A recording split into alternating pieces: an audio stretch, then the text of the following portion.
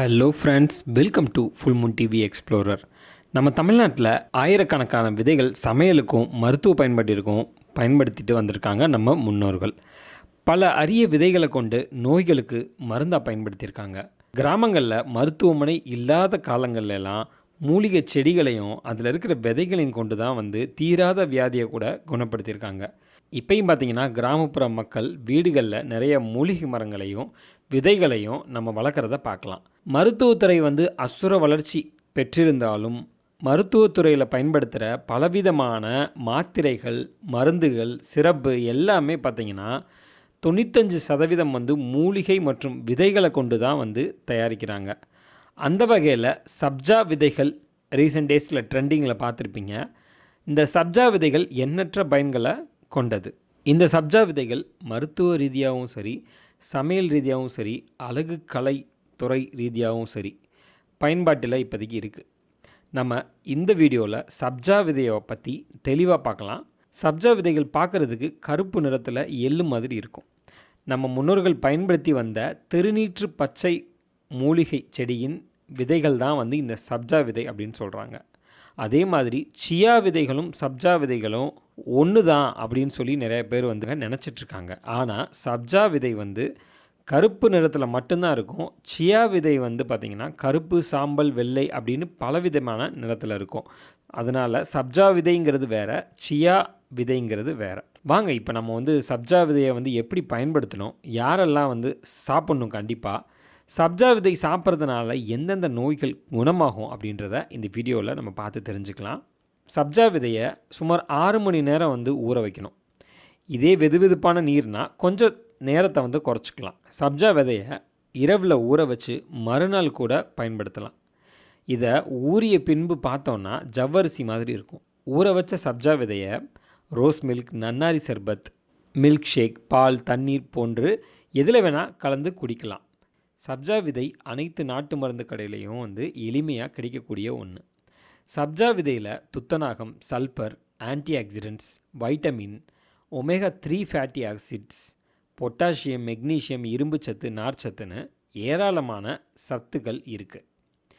சப்ஜா விதையில் முதல் பயன் என்னன்னு பார்த்தீங்கன்னா உடல் சூட்டை குறைக்கும். சப்ஜா விதையை நம்ம கோடை காலங்களில் எடுத்துக்கிறது மிகவும் நல்லது. ஏன்னா கோடை காலத்தில் தான் நம்ம உடல் குளிர்ச்சியை வச்சுக்கிறது ரொம்பவும் முக்கியம். அதை இந்த சப்ஜா விதை சாப்பிட்றதுனால சரி பண்ண முடியும். அதிக உஷ்ணத்தினால கண் எரிச்சல் ஏற்படுறதுலேருந்து இந்த சப்ஜா விதைகள் நம்மளை பாதுகாக்குது.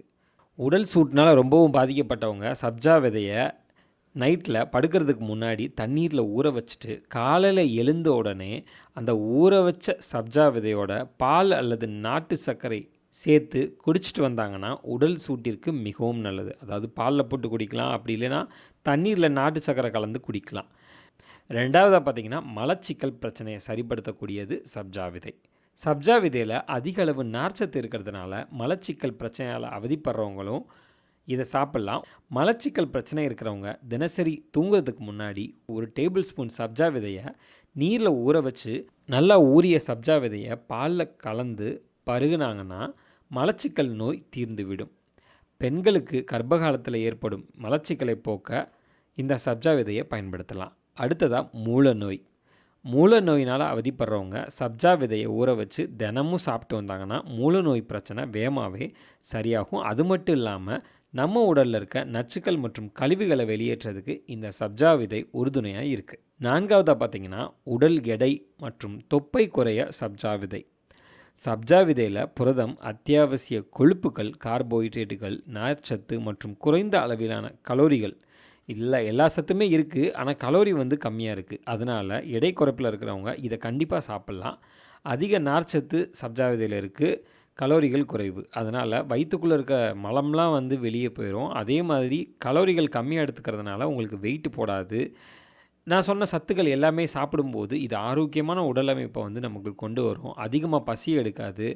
அதனால் சப்ஜா விதையை சாப்பிட்றவங்களுக்கு கண்டிப்பாக உடல் எடை மற்றும் தொப்பை குறைய வாய்ப்புகள் இருக்குது. அஞ்சாவதாக சர்க்கரை நோயை குணப்படுத்தும் சப்ஜா விதை. உலகத்தில் பெரும்பாலான மக்களுக்கு சர்க்கரை நோய் இருக்குது. முதல் நாள் இரவில் சப்ஜா விதையை நீரில் ஊற வச்சு மறுநாள் காலையில் சர்க்கரை நோய்கள் ஊற வச்ச சப்ஜா விதையை பாலில் கலந்து சாப்பிட்டாங்கன்னா ரத்தத்தில் சர்க்கரை அளவு குறைவதை நீங்கள் பார்க்கலாம். சப்ஜா விதை டைப் 2 நீரிழிவு நோயாளிகளுக்கு மிகவும் ரொம்ப நல்லது. சர்க்கரை நோயாளிகளுக்கு தினமும் 1 டீஸ்பூன் சப்ஜா விதையை நீரில் ஊற வச்சு சாப்பிட்டு வந்தாங்கன்னா உடலில் இருக்கிற சர்க்கரை அளவு குறைவும், மேலும் நோய் எதிர்ப்பு சக்தியை அதிகரிக்கும். சப்ஜா விதையில் அதிக அளவு இரும்பு சத்து இருக்கிறதுனால இரத்த சோகை வராமல் பாதுகாக்கும்.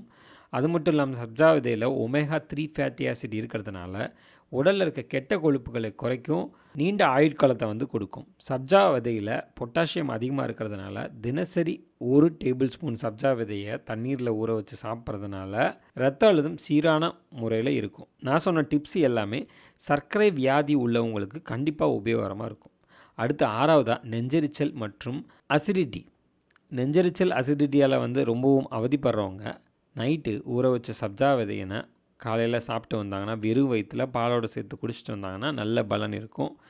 மேலும் ஜீரண பாதையில் இருக்கிற புண்களை சப்ஜா விதை ஆற்றக்கூடிய தன்மை கொண்டது. அதோட சிறுநீர் பாதையில் உண்டாகக்கூடிய புண்கள், சிறுநீரக எரிச்சல், சிறுநீரக தொற்று, வயிற்றுப்புண் போன்ற பிரச்சனைகளை குணப்படுத்த சப்ஜா விதை ரொம்பவும் உபயோகரமாக இருக்கும். அடுத்ததாக பெண்களுக்கு ஏற்படக்கூடிய மாதவிடாய் பிரச்சனையை குணப்படுத்தக்கூடிய சப்ஜா விதை. பெண்களுக்கு மாதவிடாய் நேரத்தில் ஏற்படக்கூடிய அடிவயிற்று வலி, வெள்ளைப்படுதல் பிரச்சனை, இது எல்லாமே சப்ஜா விதை குணப்படுத்தும். மாதவிடாய் காலத்தில் பெண்கள் ஊற வச்ச சப்ஜா விதையை 1 டேபிள் ஸ்பூன் பால்லையோ அல்லது தேன்லேயோ கலந்து சாப்பிட்டாங்கன்னா நல்ல பலன் கிடைக்கும். 8வதாக மஞ்சள் காமாலையை குணப்படுத்தும் சப்ஜா விதை. மஞ்சள் காமாலை நோயால் பாதிக்கப்பட்டவர்கள் சப்ஜா விதையை இளநீரில் ஊற வச்சு சாப்பிட்டு வந்தாங்கன்னா மஞ்சள் காமாலையோட தாக்கம் குறையும். அடுத்ததாக மழைக்காலத்தில் ஏற்படக்கூடிய சளி, இருமல் போன்றவற்றிலிருந்து சப்ஜா விதைகள் நம்மளை பாதுகாக்குது. சுடுநீரில் 1 டேபிள் ஸ்பூன் ஊற வச்ச சப்ஜா விதையை கலந்து பருகணும் அப்படின்னா சளி, இருமல் போன்றவற்றிலிருந்து நம்ம விடுதலை பெறலாம். அடுத்ததாக சப்ஜா விதையில் இருக்க ஆன்டி ஆக்சிடென்ட் முடி உதிர்தலை கட்டுப்படுத்தி முடியின் வேர்களிலிருந்து முடி வளர்ச்சியை தூண்டுது. அது மட்டும் இல்லாமல் பொடுகு தொல்லையிலிருந்தும் இந்த சப்ஜா விதைகள் நம்மளை விடுவிக்குது. அடுத்ததாக சப்ஜா விதையில் பீட்டா கரோட்டின் அதிகமாக இருக்கிறதுனால சப்ஜா விதையை தினசரி பயன்படுத்துறதுனால கண் தொடர்பான பிரச்சனைகள் ஏற்படாது. இதய நோயை சரி செய்கிறதுல சப்ஜா விதை பெரும் பங்கு வகிக்கிறது. சப்ஜா விதையில் துத்தநாகம், சல்பர் போன்றவை அதிகமாக இருக்கிறதுனால இதய தமனியை காக்கிறதுக்கு சப்ஜா விதை உதவுது.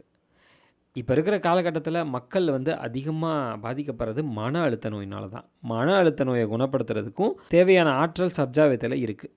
சப்ஜா விதையில் vitamin A, vitamin B, vitamin C, calcium, copper, இரும்புச்சத்து இது எல்லாமே அதிகமாக இருக்கிறதுனால சப்ஜா விதையை தினசரி பயன்படுத்துறதுனால நமக்கு எலும்புகள் வலிமையாக இருக்கும். அடுத்ததாக ஆண்மை குறைவு இருக்கிறவங்க சப்ஜா விதைகளை 1 டேபிள் ஸ்பூன் தேனில் கலந்து தினசரி குடிச்சிட்டு வந்தாங்கன்னா ஆண்மை குறைவு நீங்கும். நான் ஏற்கனவே சொன்ன மாதிரி சப்ஜா விதையில் vitamin A, B, C, sulphur, copper இது எல்லாமே அதிகமாக இருக்கிறதுனால நோய் எதிர்ப்பு சக்தியும் அதிகமாக இருக்கும். உடல் வலிமைக்கும் சப்ஜா விதை பயன்படும்.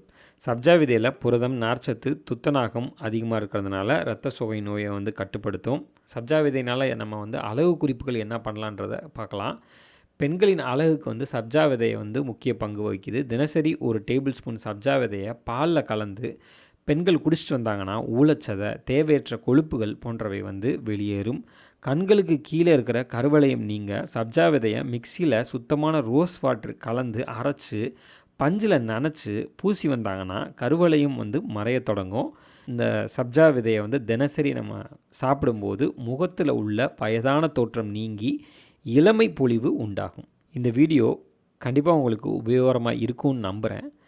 இந்த வீடியோவுக்கு மறக்காமல் ஒரு லைக் போடுங்க. உங்கள் ஃப்ரெண்ட்ஸ், ஃபேமிலி மெம்பர்ஸ்க்கு ஷேர் பண்ணுங்கள். நம்ம சேனலை இதுவரை சப்ஸ்கிரைப் பண்ணாதவங்க சப்ஸ்கிரைப் பண்ணிக்கோங்க.